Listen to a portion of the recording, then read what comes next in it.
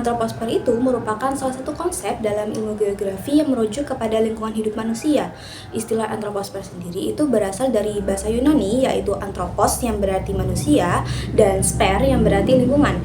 Dengan demikian, antroposfer itu dapat diartikan sebagai lingkungan hidup manusia. Lingkungan hidup manusia itu meliputi segala aktivitas, interaksi, dan dampak manusia terhadap lingkungan alam di sekitarnya. Nah, di sini ada pun beberapa ciri-ciri antroposfer, di antara lain yang pertama adanya pemukiman manusia seperti perkotaan dan desa. Lalu yang kedua itu lahan pertanian dan kehutanan yang telah diubah oleh manusia. Dan yang ketiga itu adalah infrastruktur seperti jalan raya, jembatan, dan bangunan.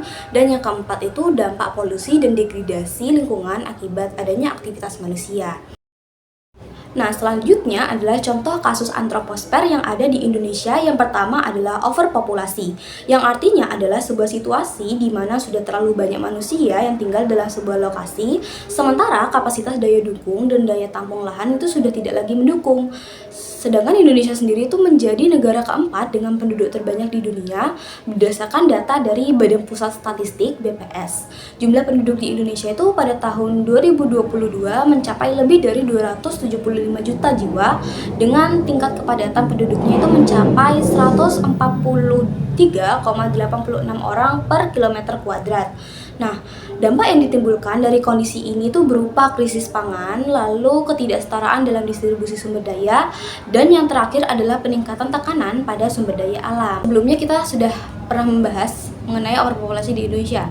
Sebetulnya kasus ini tuh sudah menjadi perdebatan yang panjang sehingga pemerintah juga turut ikut serta dalam kasus ini. Nah, salah satu solusi yang dikeluarkan oleh pemerintah adalah program KB, yaitu keluarga berencana. Kalau kalian pernah mendengar atau melihat sebuah kutipan atau ungkapan seperti orang miskin tidak boleh punya anak, mungkin terdengar agak ekstrim ya, tetapi sebenarnya mencerminkan kondisi kita saat ini.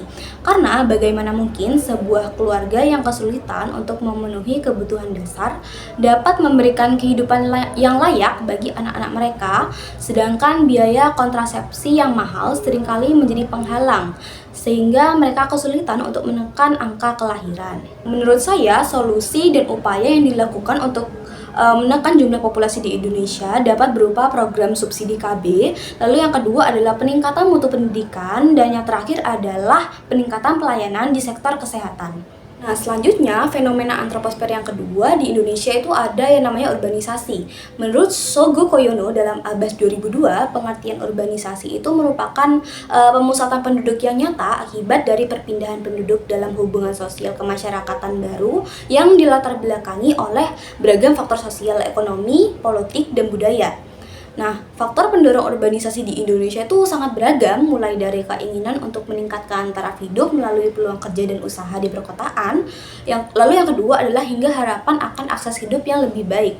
Selain itu, gaya hidup perkotaan yang dianggap lebih modern dan dinamis itu turut menjadi daya tarik yang kuat bagi penduduk desa untuk bermigrasi ke kota.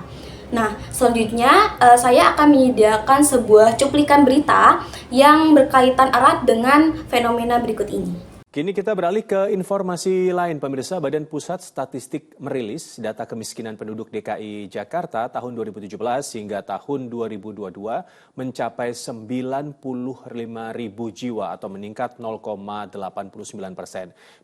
Nah, Jakarta sebagai ibu kota negara Indonesia itu bukan hanya berupa pusat pemerintahan, tetapi juga merupakan jantung dari segala aktivitas industri dan bidang lain di Indonesia. Hal inilah yang melatar belakangi urbanisasi besar-besaran yang dilakukan oleh penduduk desa ke ibu kota dengan harapan untuk mendapatkan pekerjaan dan kehidupan yang lebih baik. Namun realitasnya itu tidak sesederhana itu. Banyak migran dari desa yang tiba di kota tanpa keterampilan atau modal yang memadai, sehingga mereka terpaksa bekerja di sektor informal dengan upah yang lumayan rendah atau bahkan menjadi pengangguran. Akibatnya mereka terjebak dalam lingkaran kemiskinan di perkotaan yang dimana biaya hidup yang tinggi dan keterbatasan akses ke perumahan yang layak memperburuk kondisi mereka. Dengan demikian, urbanisasi itu dapat menjadi pendorong kemiskinan di perkotaan jika kita tidak mengelolanya dengan baik. Adapun dampak lain dari urbanisasi adalah keterbatasan hunian di daerah kota. Lalu yang kedua adalah terjadi kemacetan, dan yang ketiga adalah kota menjadi padat. Solusi yang tepat untuk permasalahan ini adalah pemerataan pembangunan di kota dan desa. Lalu yang kedua adalah menyediakan fasilitas yang penting di berbagai wilayah.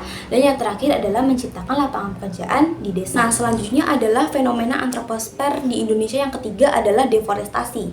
Deforestasi adalah istilah yang merujuk pada hilangnya tutupan hutan secara permanen yang dapat disebabkan oleh berbagai aktivitas manusia. Jumlah manusia yang semakin bertambah dapat menyebabkan diperlukannya lahan untuk berbagai hal.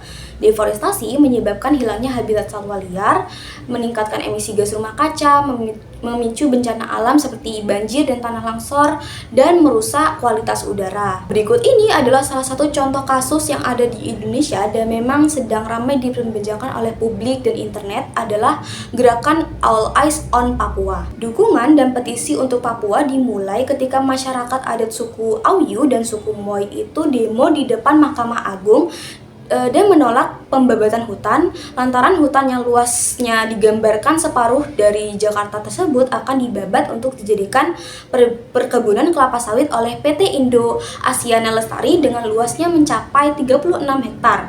Solusi deforestasi dapat meliputi penegakan hukum yang tegas terhadap penebangan liar dan pembakaran hutan. Lalu yang kedua adalah rehabilitasi hutan melalui reboisasi dan restorasi ekosistem. Assalamualaikum warahmatullahi wabarakatuh. Saya Mita Fitristita dari kelas 10-6, nomor absen 18. Saya Cahyatania Rahmafika Duri, absen 10 dari kelas 10-7. Pada kesempatan kali ini, kami akan membuat video tentang kegiatan kami selama bulan Ramadan. Iya. Buka guys.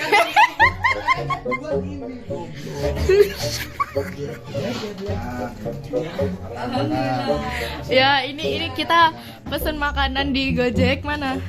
Hari Ini Gojek. Nah, hari ini kita lagi bukber di rumahnya. Jadi karena waktu maghrib sudah tiba, jadi kita mau makan dulu.